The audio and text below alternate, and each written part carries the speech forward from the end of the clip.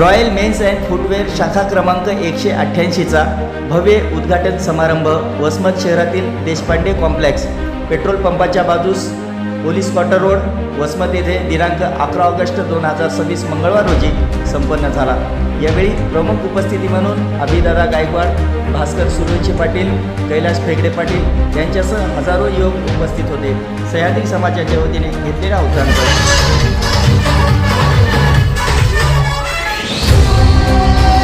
आपल्या इथे सर्व पुरुषांचे ड्रेस, कपडे, पॅन्ट व सर्व इत्यादी वस्तू आपल्या इथं उपलब्ध आहेत आणि अभि गायकवाडच्या हस्ते आपल्या इथं उद्घाटन झालेलं आहे।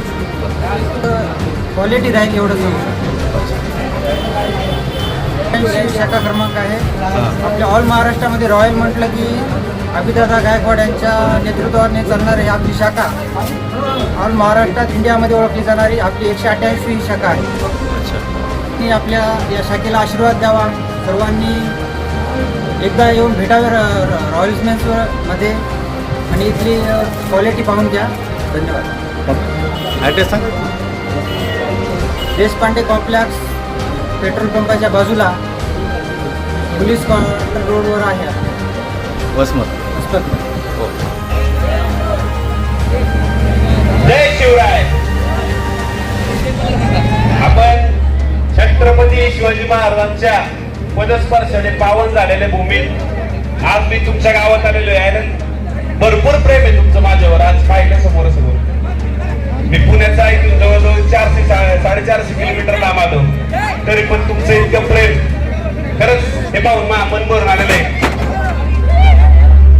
सिनेमॅटिक वाले आले असत बरं का, म्हणजे नवीन बिझनेस असेल त्यांचा व्हिडिओ करायचा आहे, चांगलं ते क्षेत्र आता चाललेलं आहे। सर्वांना सांगेल की माझी अशी व्हिडिओ काढा, ती व्हिडिओ मला रिस्क दिसली पाहिजे, मला टॅग करा, तुमची ती व्हिडिओ माझ्या स्टोरी ठेवल, ती व्हिडिओ एकदम क्वालिटी पाहिजे मला।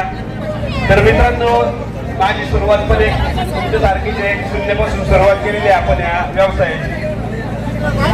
खूप कमी वेळात आपण खूप जास्त कष्ट करून आज इथपर्यंत आलेलो आहे। आज महाराष्ट्रातले तुम्ही सर्वजण मला ओळखता, प्रेम करता, असं म्हणजे एकदम घरातल्या माणसापेक्षा जास्त जीव लावतो, ह्याच्यापेक्षा जास्त काय पाहिजे, हेच कमावलं मी माझ्या आयुष्यात।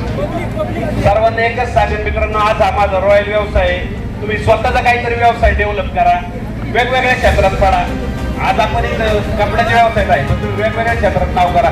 आज गायकवाड स्टेजवर उभा आहे, याचा अर्थ असा आहे की असं नाही की तुम्ही नाही उभे राहू शकत। अशी वेळ आला की तुम्हाला पण स्टेज भेटेल, तुम्हाला पण कोणतं तरी व्यासपीठ भेटेल, लोकांना काहीतरी शिकवण्याची संधी भेटेल, मार्गदर्शन द्यायची संधी भेटेल। आज मला संधी मिळते माझ्या सगळ्या युवा पिढीला सांगायला की आपला प्रवास कसा झाला। मित्रांनो, एकदम गरीब घरातला मुलगा आहे मी। आज जरी आला असेल, मी काय मोठ्या गाडीत आला असेल, सोनं करणार काही करणार आला असेल, पण सुरुवात एकदम नाही का शून्यापासून होती। भरपूर ठिकाणी काम केलं, दुसऱ्याकडे गुलामी केली, पण ते कधी जमलंच नाही, कधी आवडलंच नाही। पण नंतर ठरवलं की आपल्याला व्यवसाय करायचा। 4-5 व्यवसायात आपण फेल गेलो, आपले ते धंदे बंद पडले किंवा चालवता आले नाही किंवा एक्सपिरियन्स नव्हता। शेवटचा व्यवसाय म्हणून मी कपड्याचा धंदा निवडला होता मित्रांनो। 2015 साली जवळजवळ त्याला बघा 11 वर्ष झाली।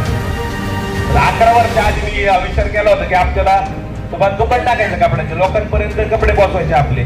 10 बाय 10 मध्ये जाण्याची सुरुवात होती आपली। खूप कष्ट करायचो, सकाळी 8 वाजता दुकानात जायचो, रात्री 11-11:30 वाजता घरी यायचो। मित्रांनो, आज चालत राहिल्यानंतर 3 वर्ष झाले आपल्या दुकानाला, मी स्वतः दुकान चालवलं। त्यानंतर हे सोशल मीडिया आलं, सोशल मीडिया मार्फत आपण